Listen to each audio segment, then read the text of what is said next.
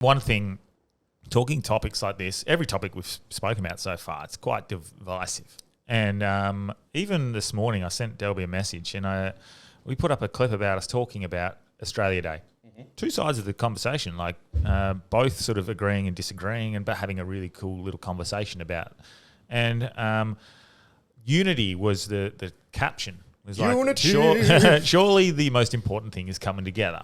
And I put this clip out just to put the conversation out there, and the hate, like I got a notification. I turned my TikTok off, turned it back on like an hour later, and we had like 596 comments. And I went, fuck. So what was? I haven't seen it. What was? It was just like, I changed the date for Australia Day or not, or just a good conversation about it. Yeah. And I was just saying, like, we should maybe you can have the morning for morning and then come together in the afternoon. yeah, so he's making and sort of just maybe trying to find some way of coming together, and all it did was, by having that conversation, generate hate between people. You bring out the racists with that one. And they fucking, it's like no Aboriginal person has spoken in our clip. Yes. And they're immediately going, they fucking this, that. It's like, no, that's not what we're talking about. Yeah. And for... and then people will say, well, you can't talk about it. Like, well, we're Australians. So yes, we I can. don't give a fuck what you say. We're allowed to have an opinion. Yeah. And we've been shamed into thinking that we can't have an opinion. Yes. And everybody should be allowed to voice their opinion as long as you're not promoting hate speech, or you're not bullying, or you're not segregating somebody.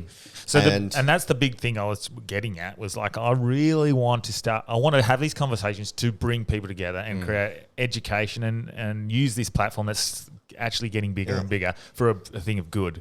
But it's hard because you put that out there and people go to their instinctive ways of thinking. Like, you've been doing the same. How does it make you feel? Look, it doesn't surprise me. But look, I'm a believer in about the slippery slope theory, right? No. No, okay. So basically, if you start conceding ground to somebody, to a group, all right, it's not too long until the next group comes, or to the next thing comes along and say, okay, well, we've encroached this far. Let's just try a little bit further. So a bit like NATO.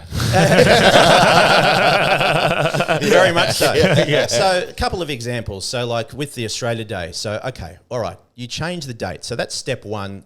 The people who want to change the date, they don't really want to change the date. They want to abolish the date. That's the first stepping stone in abolishing the date.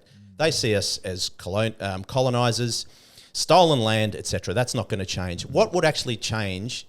And when you say they, you're talking about the Aboriginal people that want to change the date in this case? Whether it's the Aboriginal people or the allies, as you put it, just that whole conglomerate of people who want to... Their ultimate aim is to, whether they say it or not, it's obvious, the ultimate aim is to abolish the date.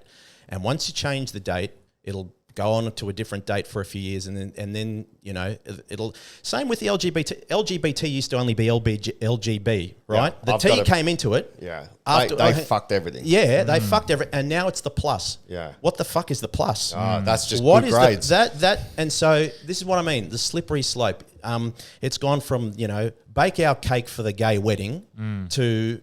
The baker doesn't want to bake a cake because it goes against his religious beliefs. Good for him. Okay.